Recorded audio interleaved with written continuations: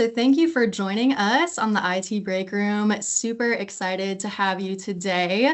I'm really excited to get into just your experience in general. I mean, you come from a great background all the way from data center design to the operations side, even software integration. You just have a wealth of experience. So we're definitely going to talk about your experience and kind of where you are today and what you're passionate about. But I do want to just intro with a little bit of a more personal question, our break room question of the day. I'm interested to know who your favorite musical artist or band is. Yeah, I I have been thinking about this, and there are so many I love, but I was raised up on Prince, so that's like my all-time favorite. But as far as That's like bands that awesome. I love to see in concert, Train was really awesome in concert, and they have Oh, such wow. just fun songs. So that's who I love to go see probably a lot. But there's so many great artists, and it's so hard It to is pick hard just to one. choose. I will say Train is one of those bands they play on the radio all the time, and they do have some really catchy music. Yeah, yeah, they're a lot of fun. You just can't, you're not gonna not smile at one of their concerts. It's a good Yeah, time. I'll have to check that out. That is the first time I've heard that as somebody's favorite, so that's fun.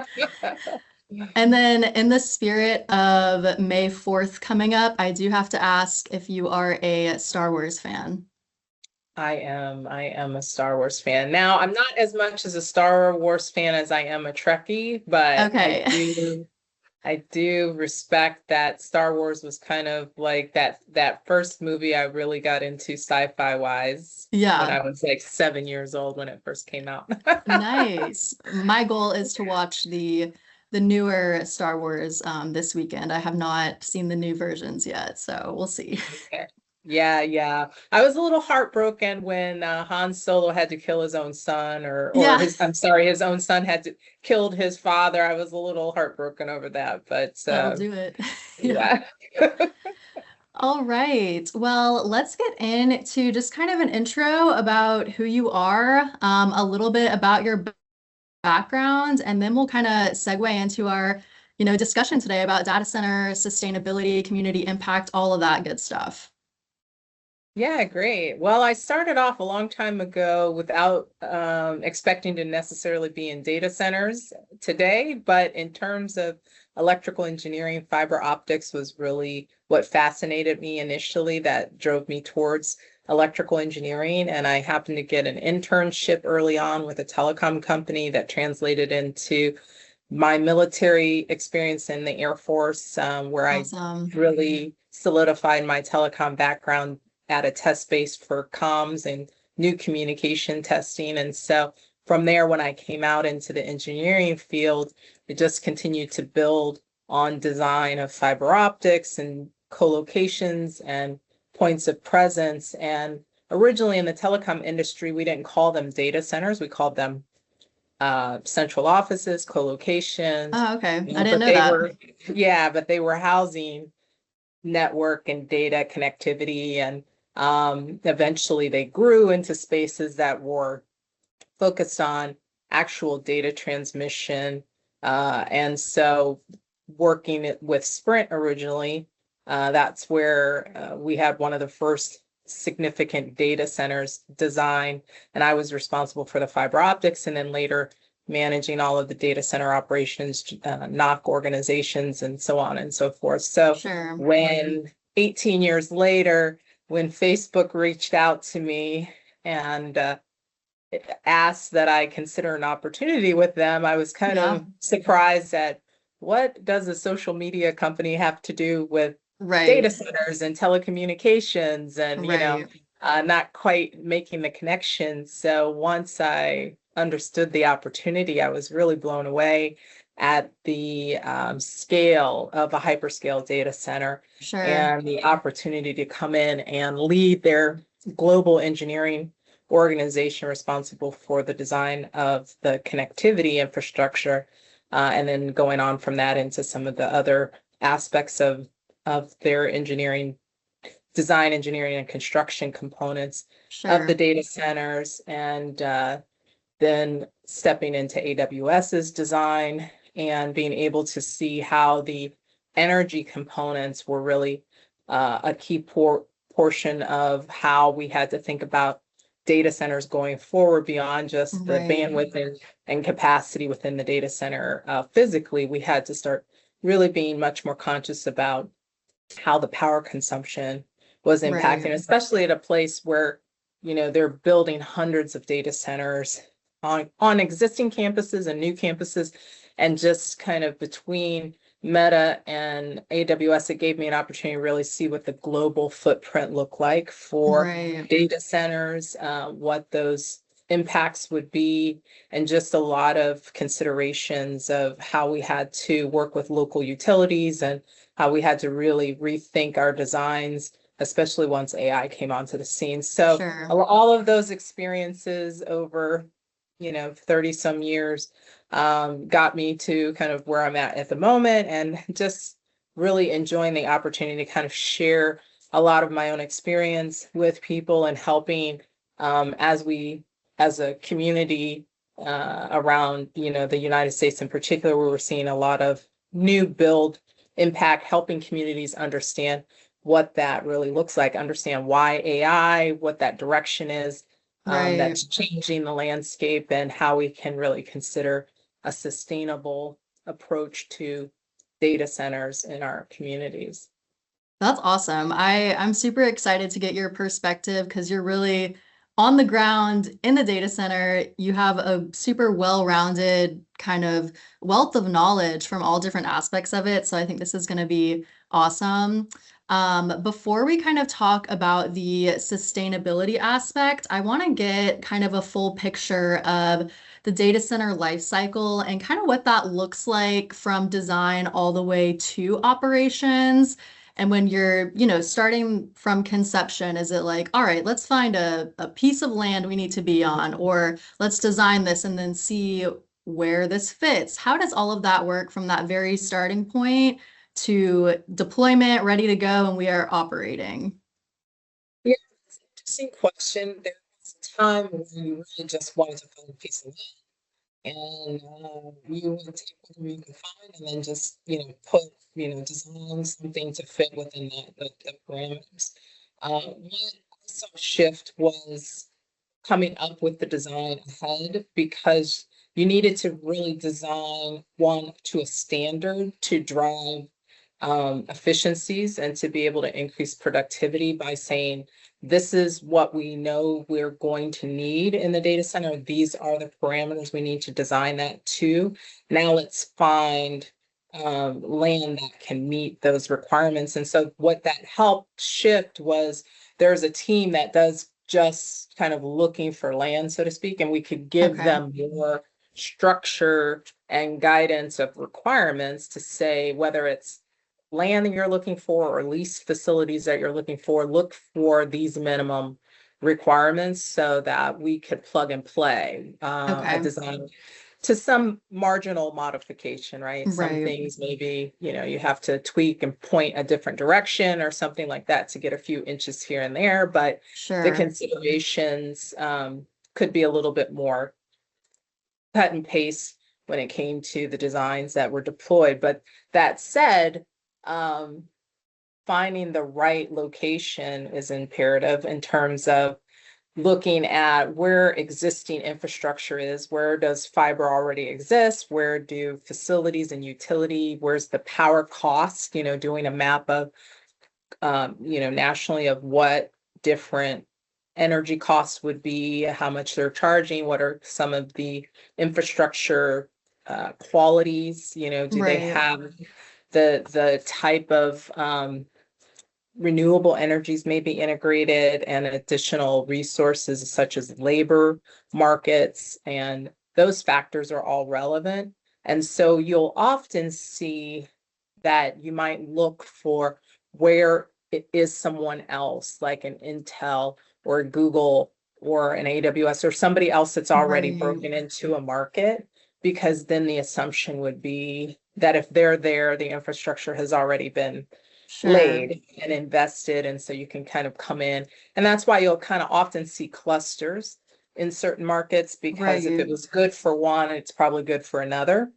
Right. And they'll try to come in behind it oftentimes. But in a new deployment, those are some of the key factors you have to look at from a cost perspective. The other thing is also consideration that you'll often see them come in with blind bids where they're not saying who they are, because if Right. as soon as you say Facebook or Meta, now the price of the land goes up by 4 times, or something like that. Yeah. So, I will so say on the you're, marketing side, when I try to research who's building the data centers, where are they coming, I'm always like, dang it, they don't have the names of any of these people. I'm limited to my knowledge. So yeah, that is interesting. yeah. Yeah, yeah. So those are real factors in the front end of it, and the designing aspect of it are really, consideration of how you're going to use the data center facility. And Right. there was a time where, CPU compute power was kind of just the thing. And so you were planning for your network and your CPU, and that was pretty much a standard approach. But once AI came on the scene and GPUs had to come into play, and now you need a liquid cooling, you really had to pause and Right. rethink your design completely, and where those needed to go, uh, what resources you would need to have, and things like that. So those kind of considerations. But the larger these data centers get in the hyperscale world, you're seeing these mega campuses, and Yeah. they're often just really looking for these very large swaths of land, and hopefully not any significant residential communities around Right. that will negatively affect them. But also they found that just placing a data center out in some ridiculously rural location isn't beneficial either, because people have to work there and they don't want to live Right. way out in the boonies, so to speak. So Right. there's a lot that has to be balanced on the consideration of the upfront design portion of it. That makes sense. And just to kind of put things in perspective, before you talk about kind of the operation side, can you kind of paint a picture of the difference between just a regular data center that's, been established compared to these hyperscale infrastructures? Like, how big of a difference actually is it? Yeah, so we're talking, you have something that is what we would consider enterprise data centers. I mean, we have, people have closets where they have, equipment Yeah. for their businesses, Fun but then, projects and stuff. Yeah. right, there are things where, a company is a small company and they're not going to need a lot. And so they may Right. just have cloud resources, even where they'll go to an AWS to provide their data center requirements. But then you have enterprise, and an enterprise oftentimes is data center is driven by proprietary data that they need to keep within their walls.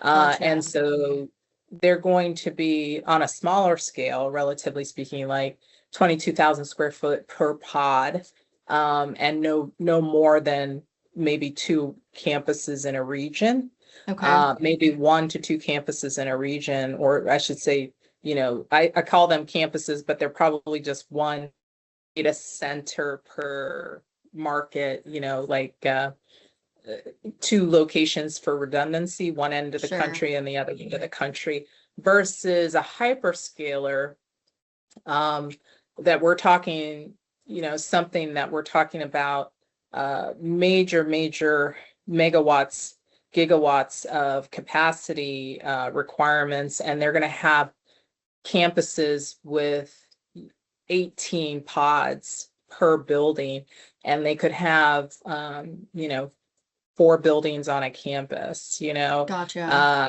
and so it's just exponentially much more in size, square footage, power requirements, Right. and just the total number of facilities that they're going to have on one space. And they're going to have, multiples of those across every state almost, as Sure. a hyperscaler, and then globally, versus an enterprise that just is trying to establish redundancy, Right.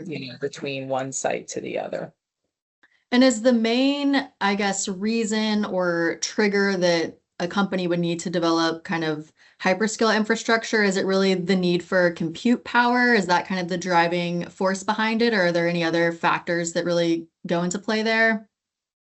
Yeah, so an enterprise customer is unlikely to have the same kind of drivers for what you see the hyperscalers driving around. So they're going to have a Sure. lower demand for an AI architecture. They are going to have growth, but it really depends on kind of how their product portfolio is rolling out. But what I'm seeing is that most enterprises are building AI infrastructure mostly for their own internal kind of application use. And Right. the difference is that a hyperscaler is usually customer facing on their solution. So they have, in the world, if we use Meta as an example, they have WhatsApp, they have Facebook, they have Instagram, they have a number of, online Right. platforms, and all of those platforms have um, some level of software coding and development and integration with AI, such that those AI tools can be also utilized by consumers and things like that. And so all of those platforms have to be facing out to user communities versus other companies that everything is facing internally for them to be Right. able to use. And so when you have external facing, you then have to put data centers closer to locations where you might have to hand off services to end users, as an example, or where you have a Right. lot of data that you have to farm that has to be able to be collected and transferred to a number of other people. So if you think about social media and all of your cat videos and all of Yeah. your, I mean, all of that has to be stored somewhere. So every picture, every video, all of that information has to be stored. And that oftentimes grows these data farms essentially out Yeah. into larger, footprints. I feel like a lot of times when we hear that it's in the cloud, we just kind of assume it's somewhere when it's the a lot of times the data center is housing a lot of what is actually in the cloud. It is. So it is kind of funny to think about it that way.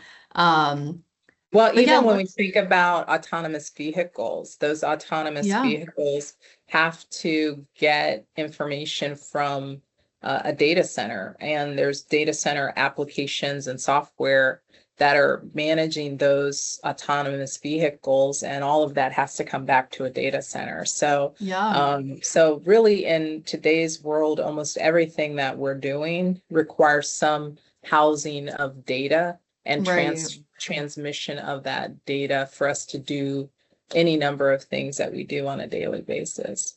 Sure. And I think a little bit later we'll kind of talk about too, who does the responsibility fall on when we want to use these social media apps? We want to use the latest and greatest technology, but there's also concern about what's happening with all the data centers being built, but we're also kind of, using it Leading ourselves and pushing for it. all the greatest updates and everything. So I think we'll touch on that too, because I'm interested to hear your perspective on that. Yeah. Um, but I'd like to Yeah. talk, or go ahead.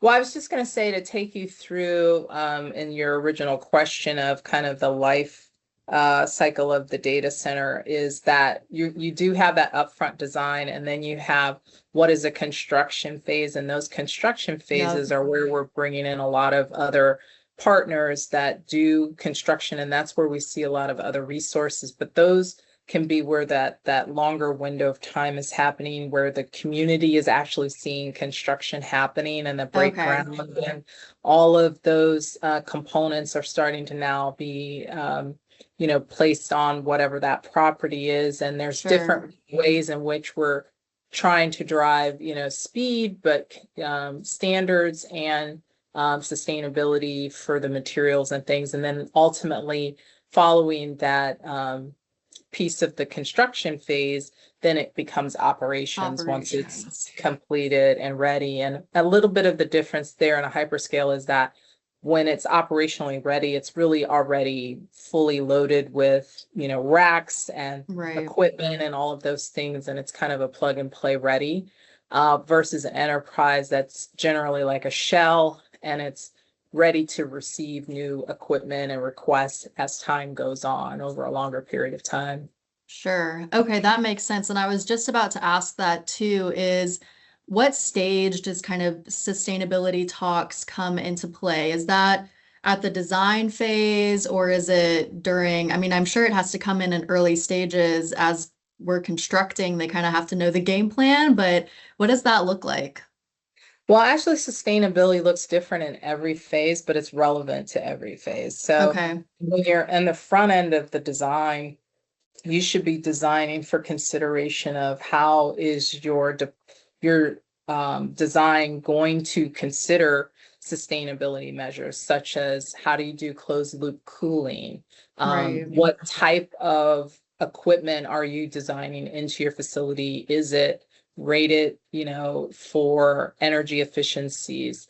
The way in which we design the actual property use. So, for example, um, instead of hauling off the dirt that you dig out for the base construction, consideration first, you're going to lower your design of your facility so that you have a bit of a berm around it, but now you don't take the dirt around away. You can mound that dirt up, and so Okay. that creates some barrier, sound barrier, creates a visual barrier. And so then it saves cost on Holloway and things like that. But those Yeah. kind of things have to be considered up front. Safety, how the fire suppression unit is going to be designed and what kind of materials it's going to use, how much of it is going to be a modular design for quick deployment and things like that. And then once you get past that, the actual execution of it comes into play where you've worked with your partners and vendors to talk about the packaging material, how things are going to be shipped to you so that you have reusable or recyclable packaging, for example, how the actual walls will be prefabricated as an example and then just Yeah. shipped as a whole piece so that you don't have as much time on prem, you have better use of resources as far as labor and skilled resources that can be managed offsite. And those kind of things are all considerations. And then operationally, we talk about it from the perspective sustainability in terms of, how do we manage how we discard trash? What's the Right. life cycle on the assets themselves and how we destroy the actual drives and dispose of the physical assets? How do we manage the continuous trash removals of all of the things? Everything that comes in there Yeah. it's not static. It doesn't just stay. At some point, it has to come out. And we have to Right. consider what all of that really looks like. But we also have to consider the deliveries of everything that's coming in. Can we work with partners to have more efficient means by which things are being delivered to the site versus having Right. 5 or 10 different delivery trucks that have Right. carbon emissions, right? As well as just the time and resources it takes to address each person coming to the site.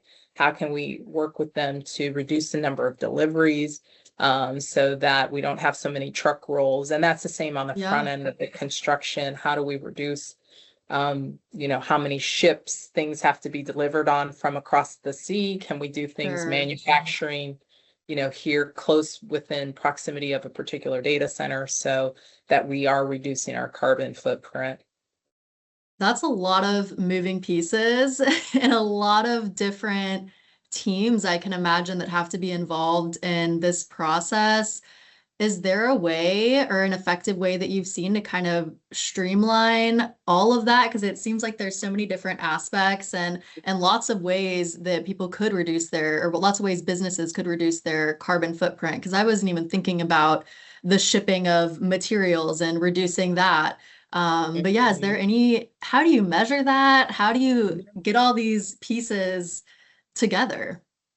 Well, some organizations have gone to establishing sustainability teams and they focus on ways in which, the organization can be accountable to driving out, driving towards the reduction of carbon footprints. And there was the 2030 initiative that said, hey, as you know, um, all of us are going to work towards a 2030 target of what the carbon emissions should be. So then you set that as a target within your organization, and everybody has a stake in it and has a Okay. responsibility to drive that out within their own processes.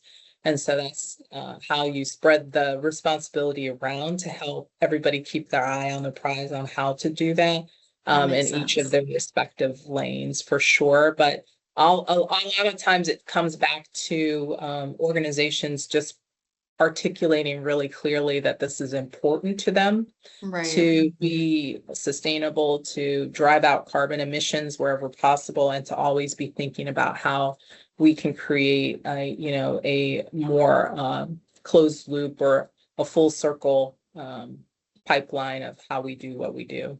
Sure. Okay, that's super interesting. And that kind of segues into my next question too, just about what the different opportunities are for sustainability at kind of each of the different stages. And you touched on it a little bit on like the design side of things. But what Mhm. are some of those sustainability opportunities when it comes to operations, when it comes to water, energy, all of those different aspects? Yeah, well, this is the exciting part. I think it's fun. First of all, there are a lot of um, global initiatives around sustainability where people are getting it right. And first, there's power. Next, there's water. And then, oftentimes we talk about labor resources as a sustainable measure as well. But then there's just in general, as I've said, the kind of the life cycle management of Right. the assets and things like that. But when we talk about you know, what opportunities there really are out there, the energy part is the part that we're talking about the most right now. And there's some really great things being done that are really exciting across the globe. And some of those things are things, for example, of installing or balancing energy demand by having on-site power generation, having Okay. microgrids. You're hearing about nuclear, small modular reactors. It's not your grandfather's nuclear. This is a new age nuclear that's got lots of safety protocols and is much smaller in scale. But you're Okay. also seeing where data centers have gone into um, partnerships with nuclear plants, and they're in proximity to those. So the Okay. transmission lines are, much shorter, but these are renewable resources. And Sure. having deployed renewable resources and energy is a benefit not only to the company, the hyperscaler that has such a demand, but to the Right. communities that allows for both the offset of power impact in the community, but also the ability to have PPAs and provide energy back into the communities where there's Right. excess. So those are things we really want to push that are able to be able to leverage these energy technology innovations. Google, Microsoft, they've all really done a lot of great things. There's something over in China where they're leveraging all of the different renewables all at once, solar, wind, all of Oh, the wow. Yeah. hydro potential. What I thought was wonderful is that they deployed solar panels across their desert. And because there was a lot of dust on the solar panels, they Okay. were watering them, or, rinsing them off, I should say. Right. And the water that rolled off of them ended up causing the desert to go green. And so then they Oh were my gosh. able and then they had the problem of really high grass growing, so they brought in sheep, and those sheep kept the grass low, but then they found that it just created a really eco-friendly environment Yeah. that also was large enough to sustain huge energy demands that are being driven by AI. They've also submerged data centers to bring down I've seen temperatures that. and That's super cooling. interesting. Yeah, yeah. Google did it.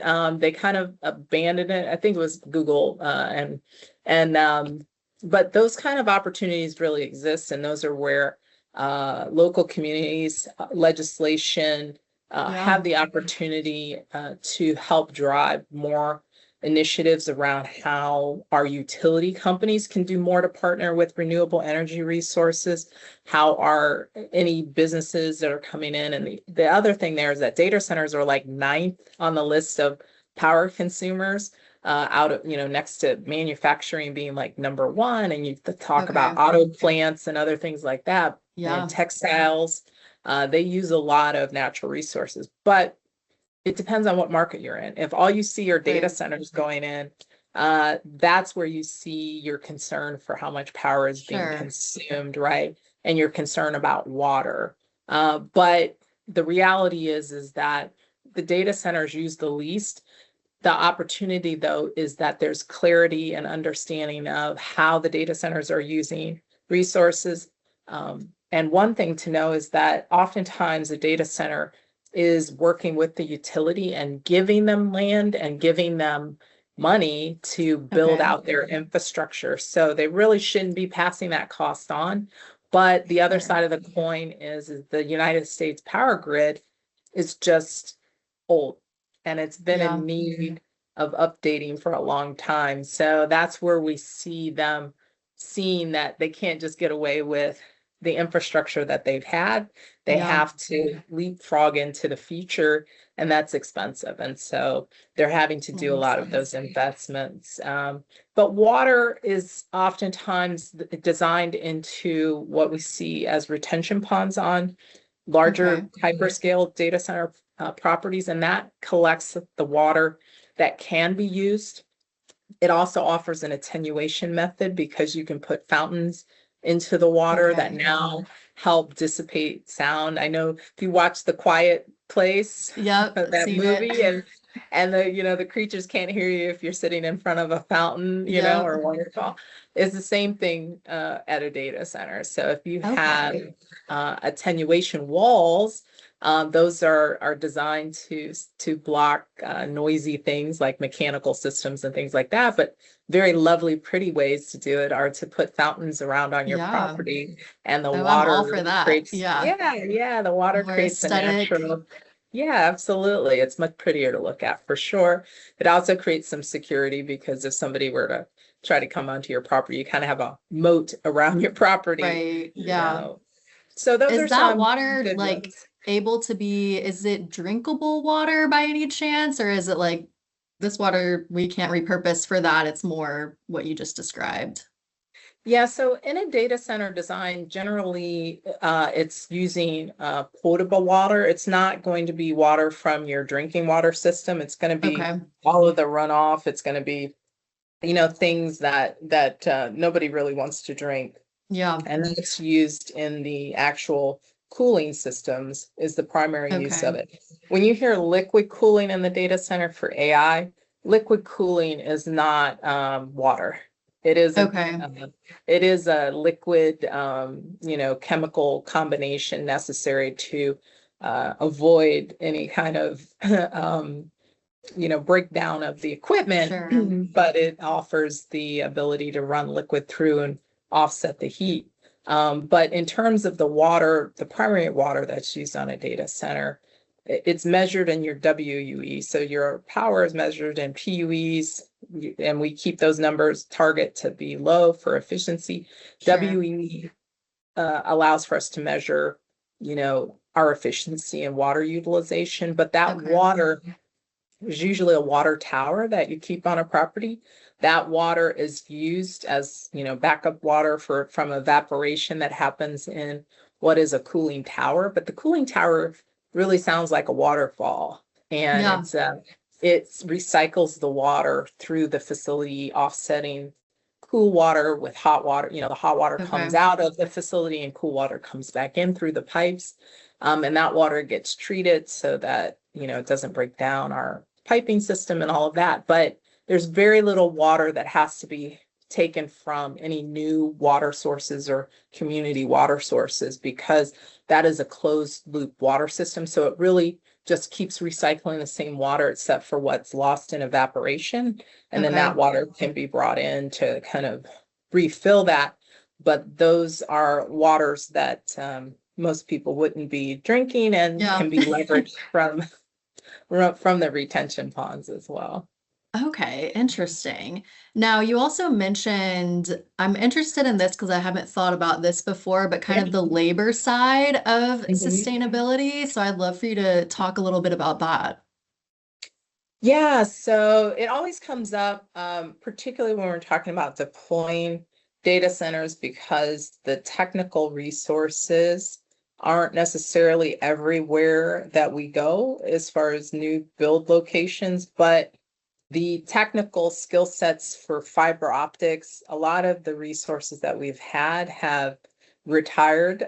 They've aged out of the system, and a lot We of had one new. of our fiber optics guys retire last year, so Yeah. And so they're in that age range of, the 50s and the 60s of when, that kind of was the thing to be. And a lot of yeah, people got into it. But what we've seen over generations are fewer people in trades, fewer people, younger people interested in doing this type of work. They look, towards many other avenues. But it has created somewhat of a skill deprivation for the demand. And maybe in the past we would say we had enough, but yeah, because the demand has become exponential and there's so much building going on everywhere, we need really everything, yeah, from fiber uh, splicers and those who understand fiber to those who understand plumbing and can manage yeah, the aspects of how to run the liquid cooling piping and all of those kind of things, to the electricians, which, there's always more electricians that are needed for yeah, any operation site. The majority of resources that we have on site are made up of electricians and mechanical people in the back of the house, and then our site technicians that are having to troubleshoot and manage all of the cabling connections and the actual right. assets and platforms and things like that. So those are the kind of resources that in a normal, pre-AI world, we probably had enough of. But with Yeah, the boom in the construction, that just means more data centers that need more people. It means more new construction that needs more talent to execute on sure. those sites. And not every market has the same amount of qualified resources. So then the challenge becomes, how do you create a market that drives the development of the skill set, um, so that you can use local talent and not have Sure. to like ship people in from other places to do the work. And so that's the sustainability pieces. How do you work with communities to create pipelines of talent that are relevant Sure. to the needs of those businesses that have come into that market? AWS has some really great programs where they provide community development. But a lot of construction companies will work with local communities to pipeline talent Right. and help to kind of inspire the next generation. But it's really, you have to be really intentional about your labor commitments to bring in non-college, degreed Yeah. people as well as some college people, but creating those opportunities, whether it's leveraging veterans that have gotten out of the military recently to new college grads to new high school grads, and Yeah. just creating different levels of opportunity so that we continuously have people available to do the physical work that can't be AI'd, Yeah, it can't be So replaced. There's a solid market for that right yeah, now. yeah, That's exactly. so interesting. I never really thought about the labor aspect, but that is people talking, they're scared to lose their jobs and things like that. And that trade school is a good, good avenue to go into now. Absolutely. Um, well, what do you think, in your opinion, where do you think is the biggest opportunity for sustainability when it comes to all these kind of different stages from design to operations to labor? Is there one area where you think this really has the biggest opportunity? Yeah, I think, we're going to continue to see that the biggest opportunity is to solve the biggest problem, and the biggest problem we have right now is power and energy Yeah, availability. And so coming up with solutions on the front end being how the assets, the equipment themselves are more efficient so that they don't demand as much power. And there's evolutions that have been happening to kind of reduce that power with the density of the equipment that is being released, servers that are more dense but not as power hungry. Yeah. And then the other side of that with, how we leverage renewable energy and ensuring that we're driving our utility companies to really own a lot of that renewable energy partnerships. I know there are companies out there doing really great renewable energy solutions. It Yeah. isn't going to be one silver bullet. It is uh, leveraging all of the renewables that are available to us to really solve the United States energy problem, and really getting better monitoring of how we're using our power effectively. But those are things that you're seeing companies coming out of the woodwork as far as Yeah. new ideas on how to solve for energy utilization, how to better monitor it so we can make better decisions around it.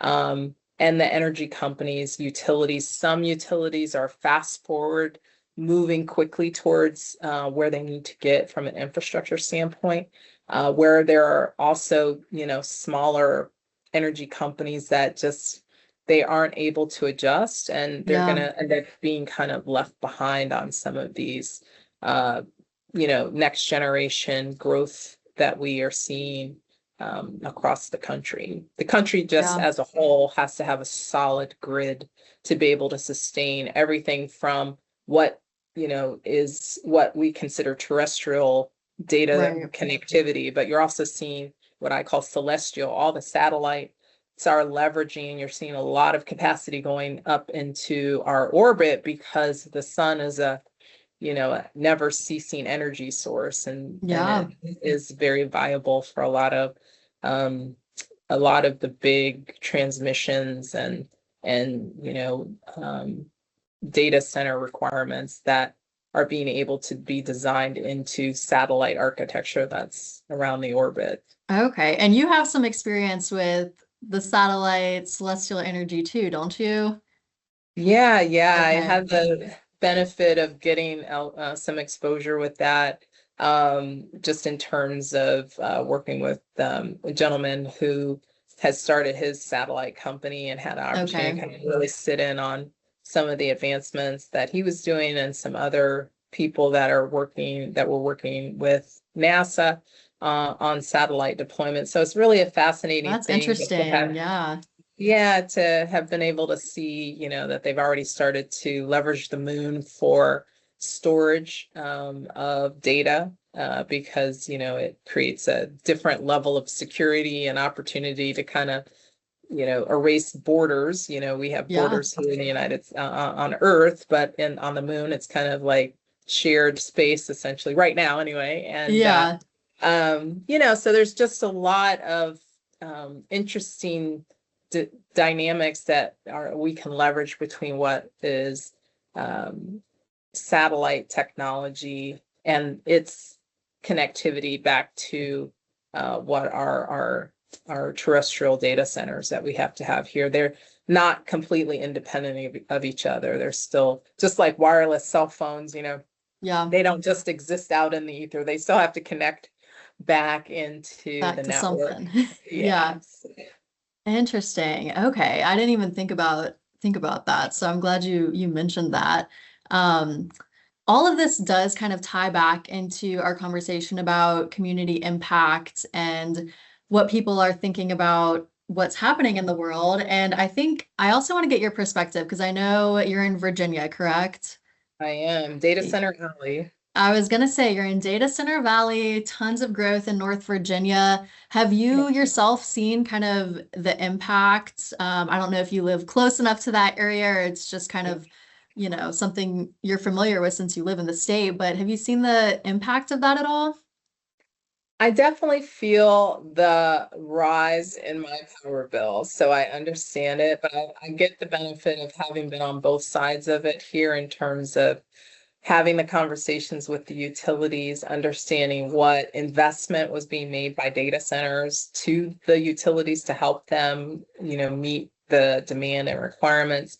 But then also being on the consumer side and feeling the pain of, Yeah, really high, what feels like very high power bills. But what I look at as a whole is I see that a lot of those costs not necessarily being driven exclusively by data centers, but because of simply, as I stated, the landscape is changing as a whole, and these utility companies have been woefully behind for yeah, many years, and now is the only opportunity they have to where they have to really shift, and now that cost is being seen versus had there been more incremental evolutions in the utility infrastructure over right. time, we wouldn't have felt it all at once. And so I think that's what we're really seeing now. And I would like to see more offset from a government federal level to help offset a lot of the costs, because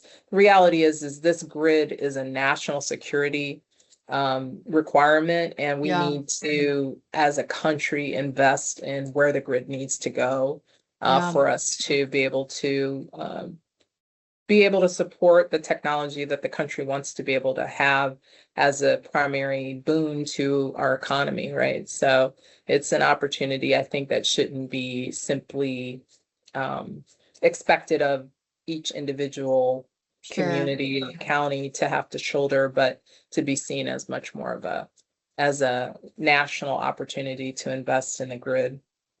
So do you think that that's kind of the biggest disconnect right now between how data centers are being built and the energy concerns is kind of that disconnect between the power grid has not been worked on as much as it should have been throughout the years? Or do you think it's also an issue of how quickly like AI is scaling in general, or a combination of those two things?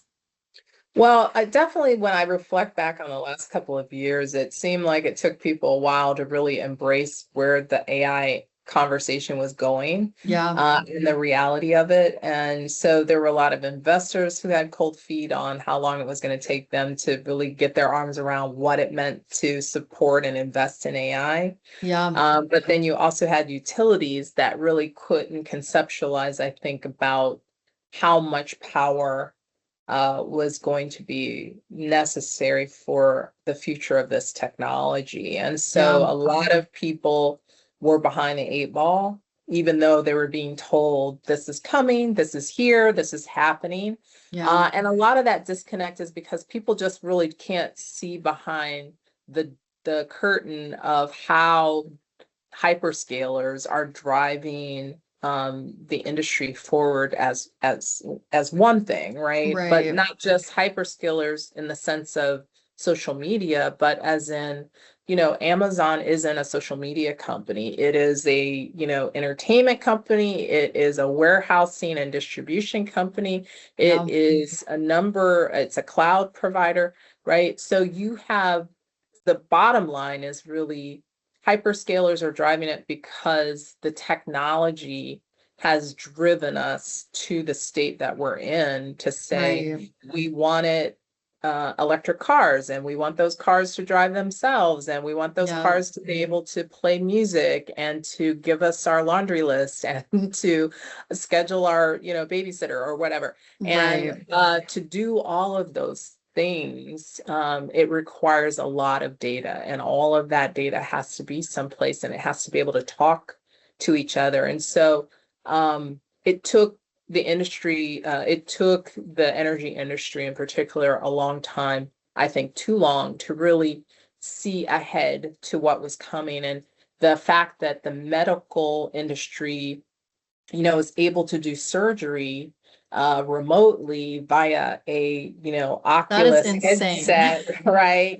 They've got some kind of, all of that requires transmission. That means Yeah, that things, but that requires a lot of data, and it requires a lot of information.